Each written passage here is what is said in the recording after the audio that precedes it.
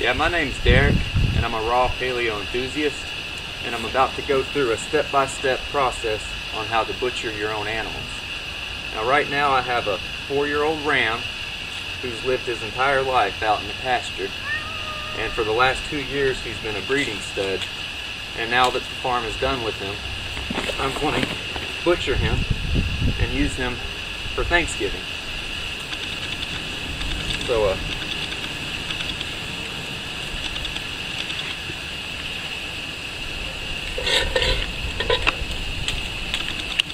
I have to find the jugular vein in order to make this cut as clean as possible and to avoid any unnecessary suffering for the animal and myself.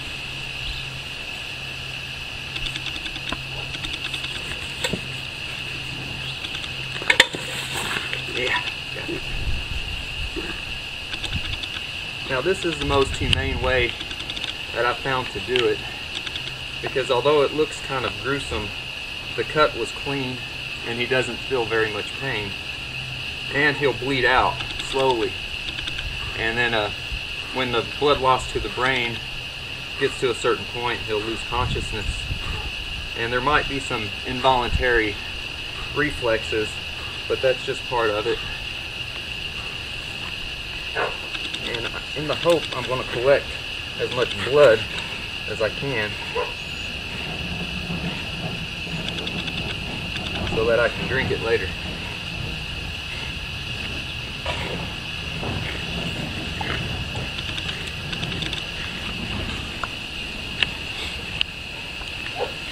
And we don't have to go through the whole process.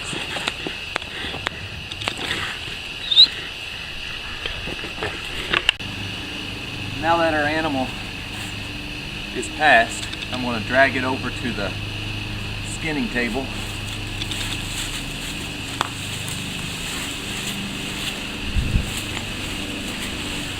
And it's a 200-pound animal, so it's kind of hard for me to lift by myself, so I'm going to use this hoist. But first, I got to cut a couple holes in his back legs right here by the bottom of the joint. Between the tendon and the bone, there's a spot you're gonna cut just a sliver in, just enough to fit the gamble.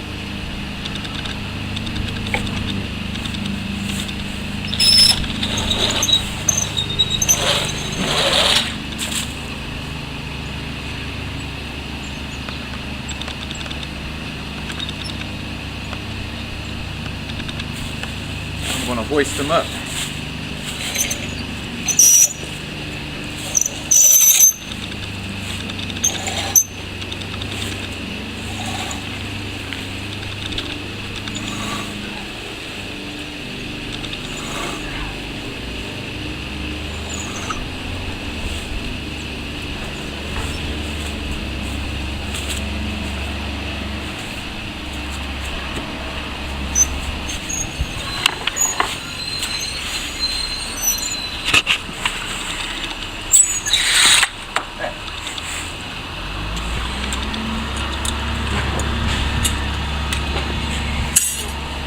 I'll have to line him up straight on his back so I can begin to skin. Alright. So where'd you get the table? Oh, this? Yeah, this is a custom table I built myself. I got it from a diagram online. It's a pretty good size one. They usually use these types to butcher hogs, but since I frequently get rams that are over 200 pounds, I decided to build mine a little big. But if you're butchering smaller animals, smaller sheep, it could be a little smaller, but it just depends on what type of animals you're working with. Alright, we got them up on the table now, and this is a Katahdin ram, and Katahdins were specifically bred to do well on pasture. They don't require a lot of maintenance, they don't require to be sheared. They're a hair sheep, they don't produce wool, which means they shed out every year. And they're bred to be parasite resistant, so that they don't need any worming meds under normal circumstances. You know, they're perfectly fine out on the pasture without any human intervention. tension whatsoever, which makes it a really, really good animal for paleo dieters. And you want to start by skinning around the legs. So I'll take a knife, I go up under the skin, and follow it all the way around to the other side.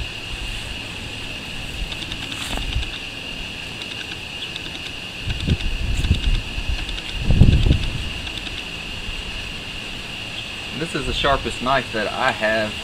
It's a fillet knife, but any real long, straight, sharp knife will do for getting under the first layer of skin for the initial cut.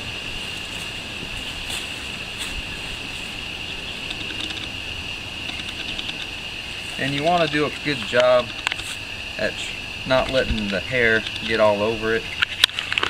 It doesn't really bother me much, but if you're serving it to other people, a lot of people don't really like hair in their meat.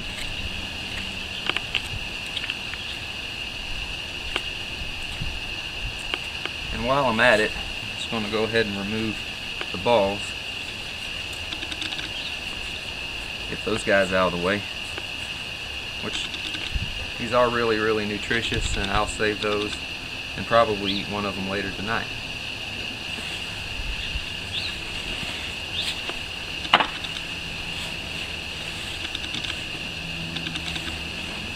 I'll go across the front.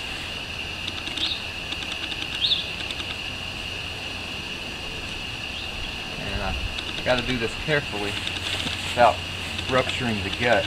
So pull up on the skin.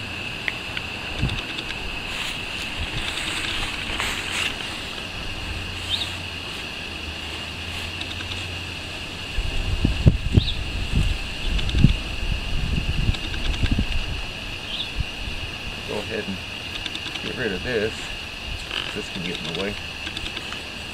What is it? It's its penis. Looks kind of big, don't it?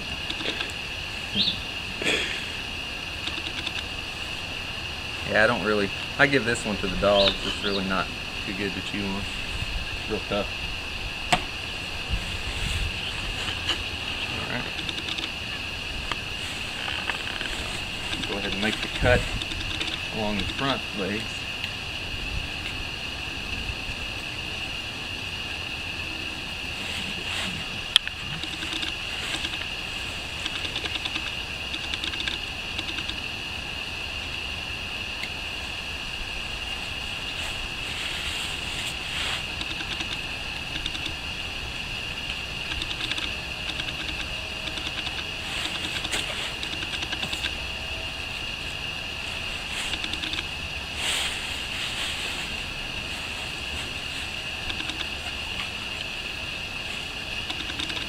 Go up under the mane. Yeah, males have a real thick mane of fur under their neck. Got to cut from the underside so that you don't get all the hair into the meat. Strip it back, peel it back. All right. Now I'm going to take the lamb skinning blade, and this is a typical lamb skinner, and start to peel away more of the flesh from the skin. Just like that.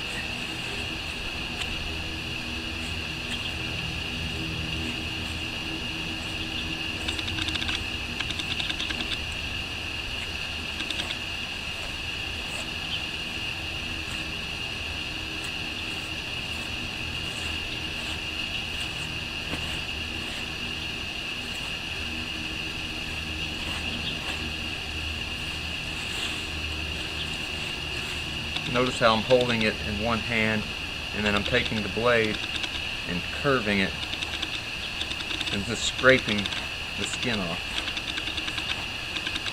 And it takes some time to really learn the right angle to hold and the right tension to hold on the skin in order to get it to fall away.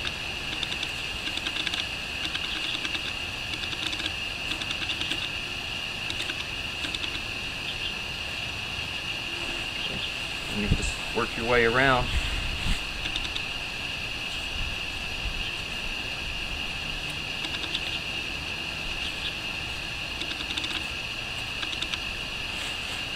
joints are the tough part. You got to get around the knuckle joint. Separate the skin from the knuckle. Got to go around it.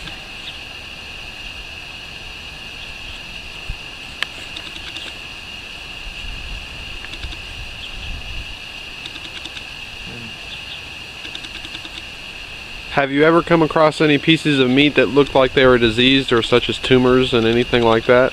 Yeah, all the time. Not so much recently, because I've tried to be very careful in sourcing my animals. But yeah, there's been times where you've seen lesions inside the organs of the animals, and sometimes swollen or infected glands, which indicate some type of infection.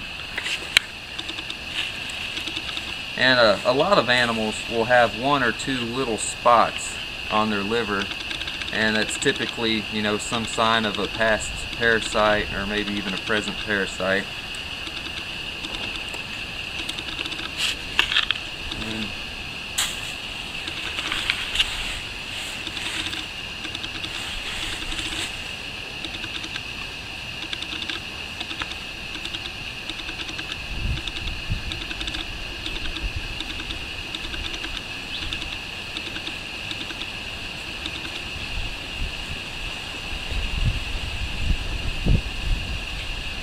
Yeah, I'm trying to work a little fast for the camera, but some days when it's real nice out like this, I could just sit here and take my time with it and really just preserve the hide and get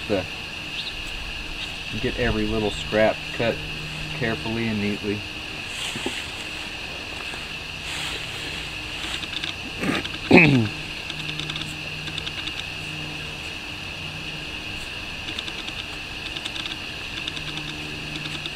And I'm still learning.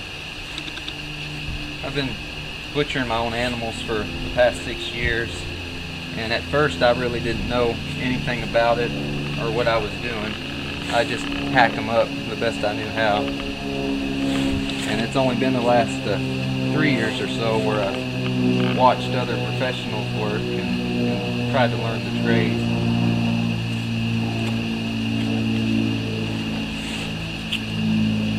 And it is a trade, and there are some individuals out there that are really, really good, and they could go through an animal like this in just 20 minutes and just have it completely skinned, quartered, and put away.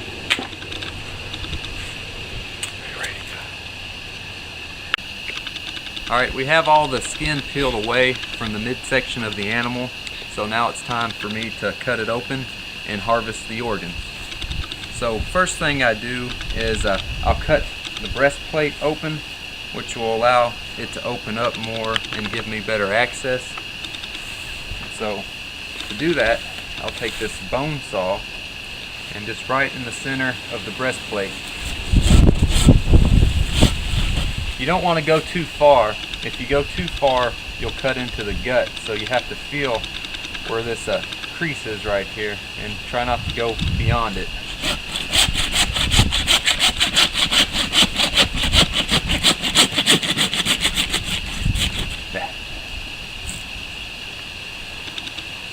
Make sure you get down on the bottom. Yep.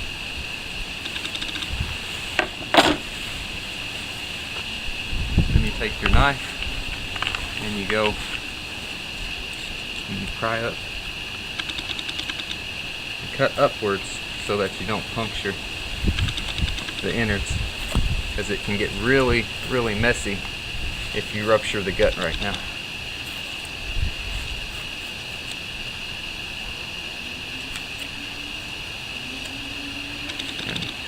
I take this tissue here and just go ahead and cut it out of the way so I have room to work.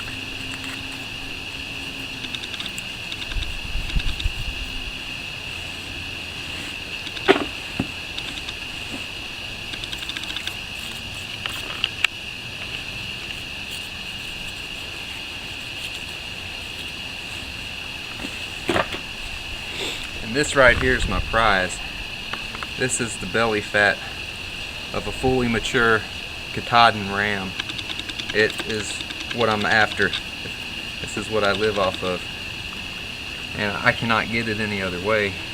And a lot of other grass-fed animals that they butcher too young. They butcher when they're only 20 months old, and it's just not enough time for the body to build up the fat and the minerals in the bones and the flesh.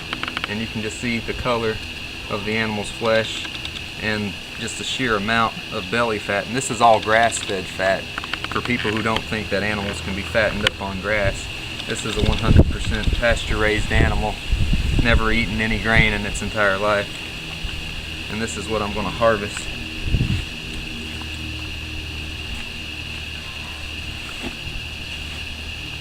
It's gonna fall. it's You mean hold some? Let it hang. I got it. I'll put a bucket under it to catch it. There. I pull my table over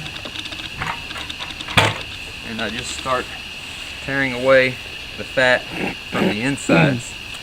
And believe it or not, the fat is the primary fuel source of the internal organs. That's why the organs, if they're healthy, they have a layer of fat surrounding them, because it's their energy source.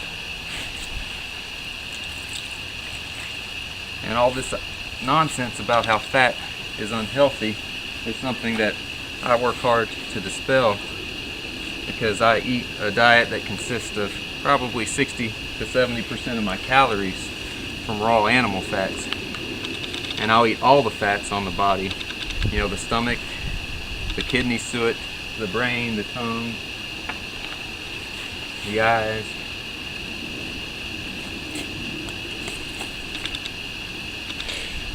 And I even eat the intestines themselves.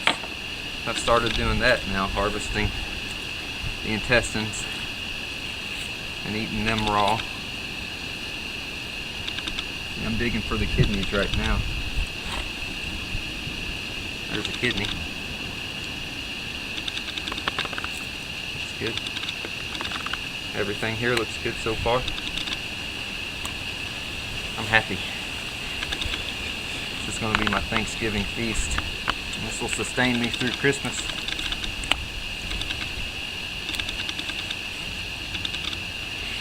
And here's the spleen. It's attached to the side of the stomach. So I peel it away and I'll eat it too. It's like a giant blood sponge. It just filters the blood. It's good for the immune system to eat all the glands and the organs.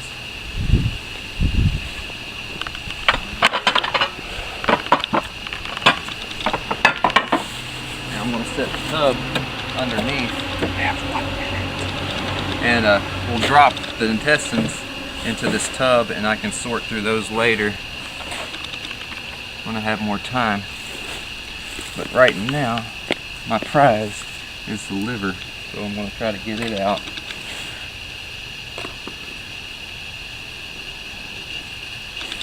Without rupturing anything. And you just peel away. Just peel away gently, like you don't have to go too hard. 20 seconds.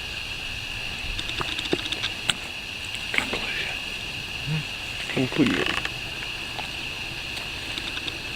Alright, we're going to take a break for now.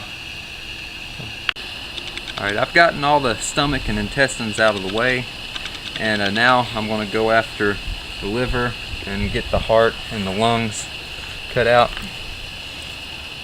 So I'm going to cut back the diaphragm, and then that exposes the heart and lungs, and the liver's right here, which it's a nice, really nice liver.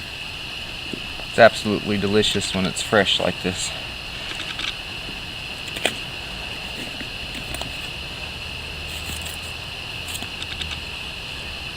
There it is. And you see, it's got the gallbladder still attached to it. And I've been saving the gallbladder, and I used to throw it out because the taste is absolutely awful. But I found that if you take some of the juice and drink it after you've gorged yourself on a lot of meat, It acts almost like a digestive aid because of all the bile and enzymes. It's a tonic. But it tastes wretched. And I'm going to put this liver up.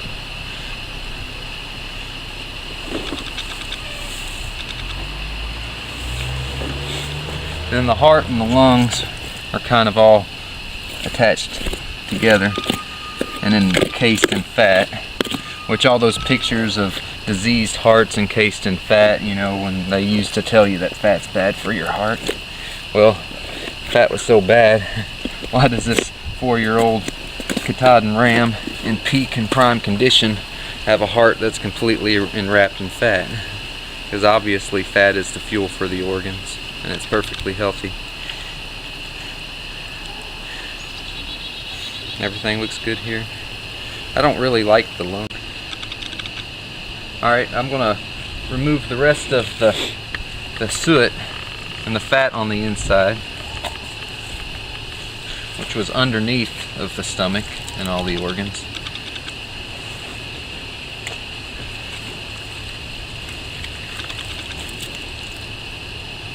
Just tear right into it. I don't have to get all of it because when I cut and hang the carcass, it'll still be there, and some of it will preserve and dry and be just fine weeks later. I just try to get most of it. Oh, oh yeah, want to see something funny? Yeah, this is how you drain the bladder. I've noticed that if you do this, you're less likely to get pee all over the inside of the carcass. So yeah, just squeeze that bladder out. And then once it's drained, you can cut it. Well, gets most of the pee out. And then there's still a bunch of fat wrapped around the inside near the colon, which is really, really good. Really sweet fat.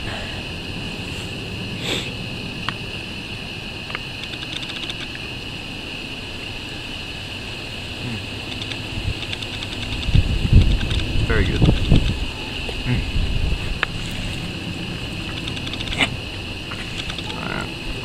I dig out what I can by hand and then wait until I get it up hanging again to cut the rest of it out. Like here's part of the colon. That's good too. It's completely encased in fat. Very, very rich. I'll save that and eat that as well. I'm hoisting the animal up so I can finish skinning the back side. That's fine enough.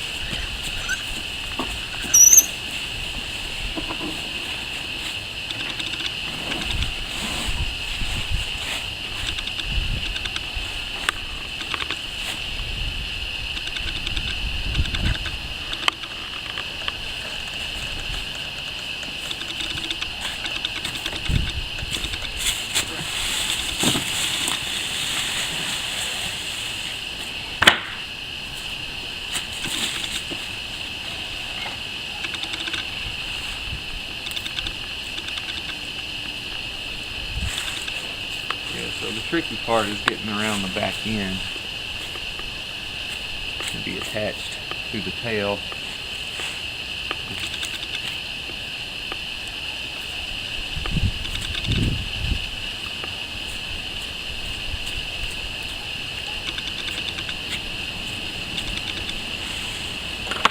And you got to cut out the colon the rest of the way.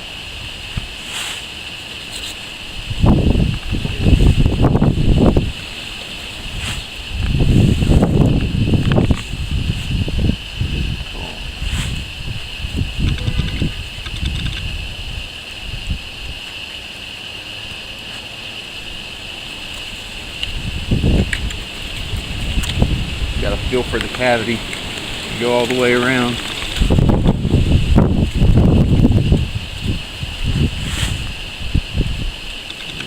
That's the rest of it.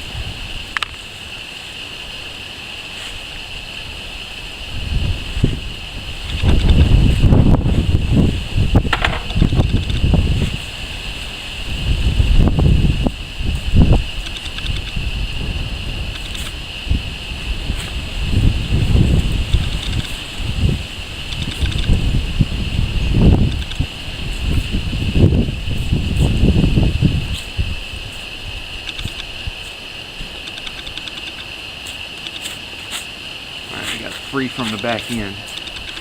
So, sometimes you can peel it, and sometimes it's on there a little tougher. Talk loud. You get it down to a certain point, you should be able to just peel. It's not done. It's a tough old brand. The younger animals in the ewes, skins on there, not as tough to just peel. So I'll just skin it out with a knife. But before I get too far down, I want to make sure it's free from the neck and from the shoulders, or else you'll have a tough time getting it all the way loose at the bottom.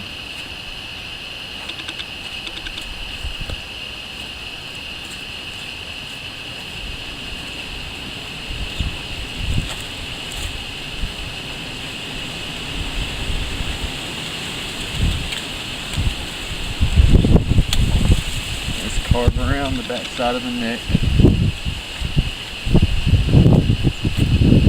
Cut loose from the head.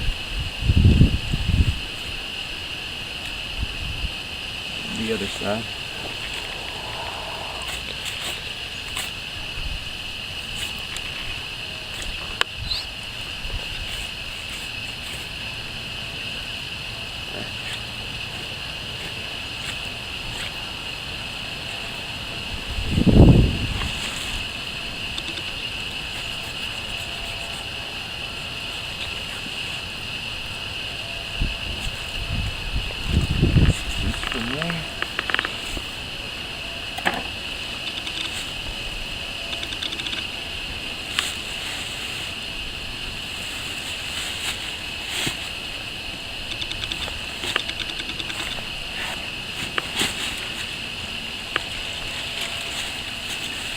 It's still on there pretty tough.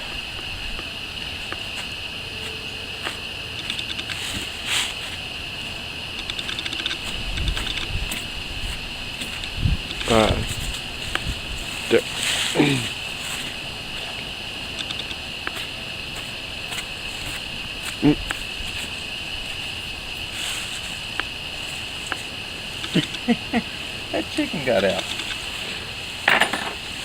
Yeah, that was mine. That's scavengers. They're used to it. I do throw them some scraps, but not until I'm ready. Here's the pelt. Got it off in one piece. What do you normally do with the pelts? I don't do much with them. It's a lot of work to tan them. I like to lay them out and let them dry and make rustic rugs. Alright, so this is ready to quarter.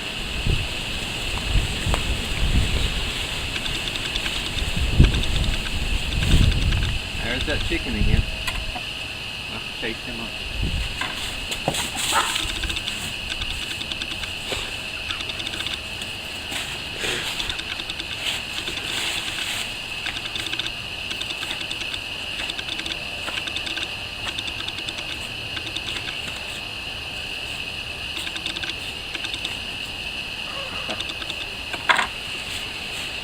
Nice shoulder.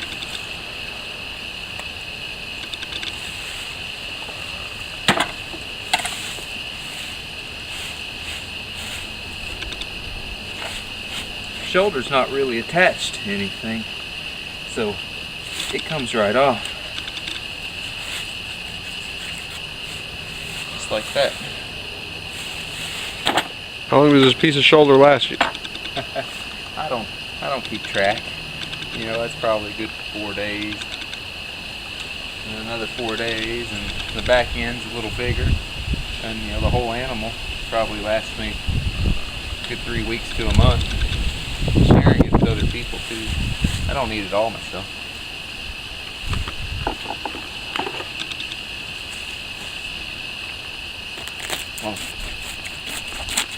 We'll saw off the ribs now.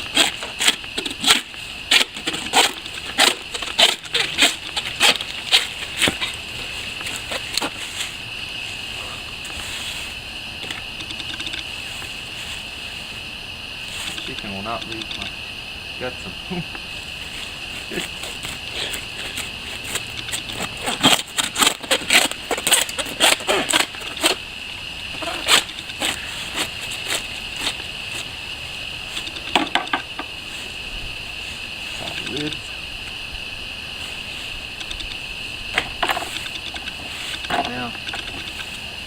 go for the head.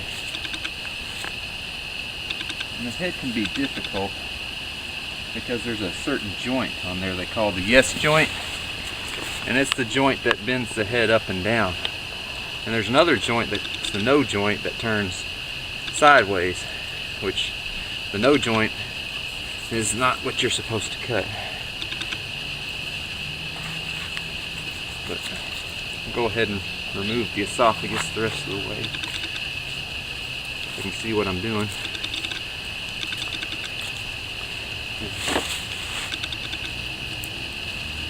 Get in here and see right in there. There's a little spot. That's the S joint, and you need a long, skinny knife in order to get up under the crease of that joint and just try to pry the connecting tissue apart. And it's a really tight spot, so a longer, more flexible knife will work best.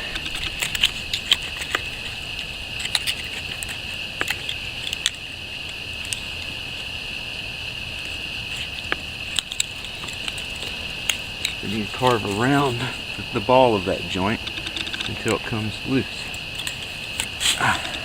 There. So you just gotta take your knife and carve around that ball and joint socket, and that will remove the head. And there he is.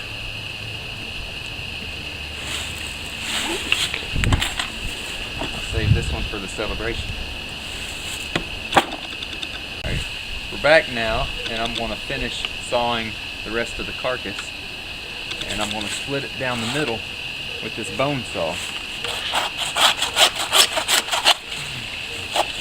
Cut through the pelvis bone, and then I'm going to go part way down the spine.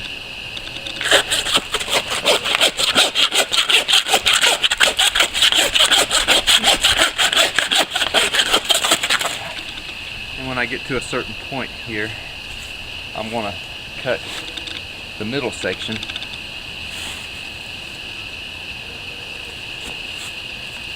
Right here.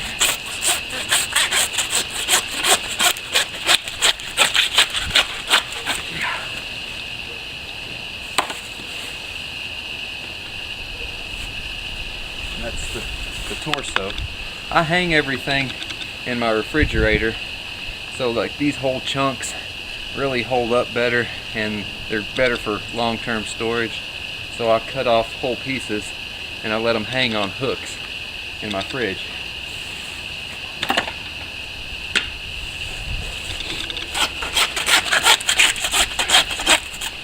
Right.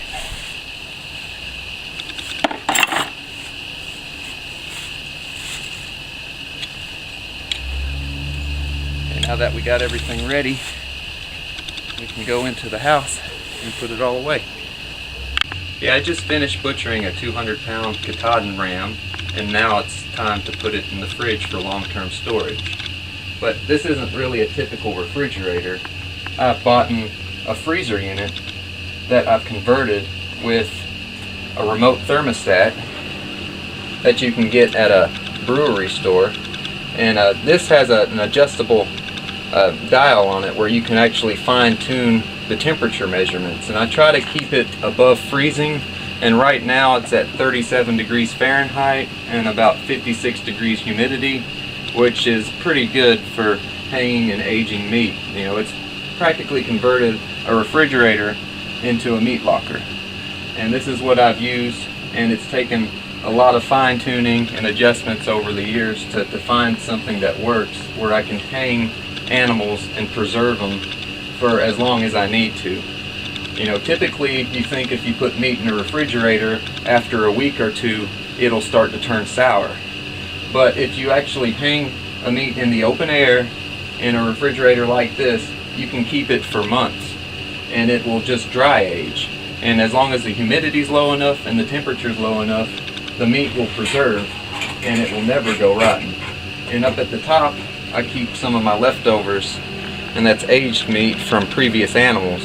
So this one's been in here for over a couple of months, and you can see how it's dried but there's no evidence of rot, and it's not foul smelling. It actually has a slightly pleasant aged meat taste. So, but now that I got everything figured out, I'm ready to hang the rest of my ram. So what I do is I take these meat hooks, and then you cut a little slit in the bottom of the shank, just big enough to put the hook through.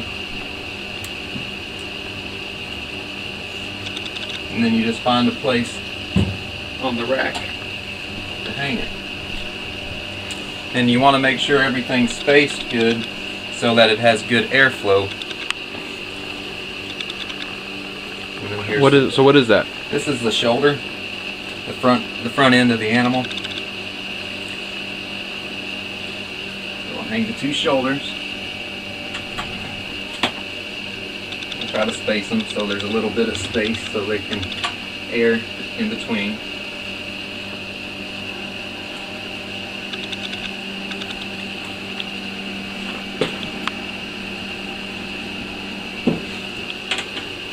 Now I got the rib. This is the whole side, and the ram's a fairly long animal, so I'll try to hang it so it will fit in here without dragging the bottom. And if it drags the bottom, I have to adjust the hook on it.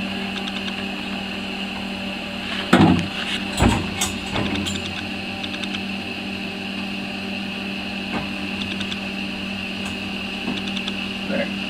Stretch.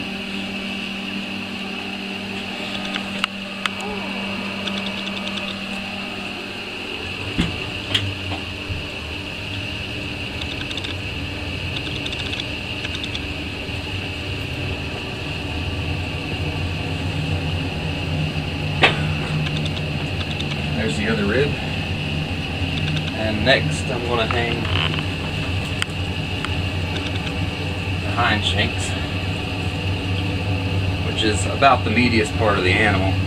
You see there's a huge chunk of meat here, and it's absolutely delicious and wonderful. And how long will that keep in your fridge? Oh, this, I could keep it in there for a couple of months at this temperature and humidity, and it just depends on how well aged you like it. I eat it as I go, and I really don't pay much mind because the fresher meat has a good quality. I love, the first few days after a butchered animal, the blood in it still has this life force in it that just invigorates you. And then after it starts to age, bacteria begin to work on it, and it gives it a different property, a different quality. So my thinking is that if you eat the animal throughout the whole process of this decomposition or aging, that you get all the qualities. In the early stages, the life force of the living animal. In the later stages, the bacteria benefits when the bacteria start to break it down. So I think in order to have a well-rounded, diet, it works for me to eat a little bit of aged meat along with the fresh meat.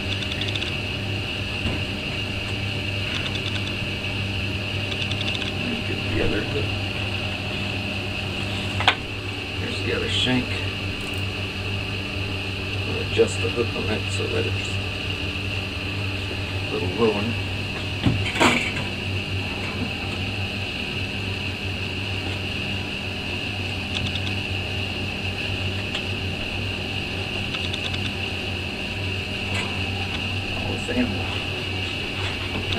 All this animal fat makes it a little slick on the hands.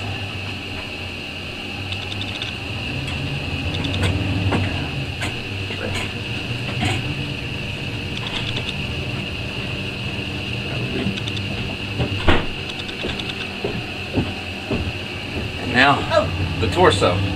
Hey, Joanne. Hey, I'm gonna measure something. Okay, just stay away from the carnage. Alright, this guy here is a really big guy, much larger than my others. So I'll just hang him front and center and see if he closes. If not, I'll have to move him back. Oh, works. And then I'll set the head And it takes a little bit of time and effort to skin the head out, so I'll do that a little later, but it'll be good. And Especially on Thanksgiving, huh? right, that's when we're going to cut open the brain and pass it around the table. And then the tongue and the eyeballs, you know, and you can get a little bit of meat out of the cheeks. And then on the underside, you know, it has some glands and fatty tissue. That's, you know, it's all edible, and there's no reason that this should be thrown away. But typically, most butchers throw these away because of irrational fears of, you know, eating brains and, you know, whatever type of disease the animal might have. But since I'm pretty assured that this animal is healthy, you know, then there should be nothing on this animal that I should feel uncomfortable eating. And here he is. And then the trays of organs, I have his liver right here. So I'll typically eat most of this in the next few days while it's still fresh, and then I'll hang what's left on a hook and let age and eat a piece at a time over the next couple of weeks. How long do the organs meat go bad sooner than the other meat? Yeah, the liver has enzymes in it and glycogen and sugars that seem to break down much faster than the other tissues. So if you don't eat that right away, it will decompose. But even though it decomposes, if you do hang it in the fridge and it has open air, it will age a lot more slowly and you can preserve it for a lot longer. And typically I prefer to refrigerate my meat and rather than freeze it. And this is one of the best ways that I know of preserving meat for long term without having to freeze it. And then a big tray of fat. And what's that taste like? It doesn't have much flavor. It's mostly like a clean, buttery texture, but the flavor is very, very mild, and you can barely detect it. It's really, really good.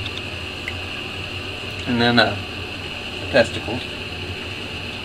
And these are usually, you know, better eaten fresh, but you know, they'll stay good if they're in the open air for a couple weeks. Rams have some of the largest testicles in the world, don't they? I know, because they're pretty much breeding machines. Like, you know, you can set one ram out and you know, it can do the job of, you know, 30. So but that's that. And so concludes how to butcher your own ram.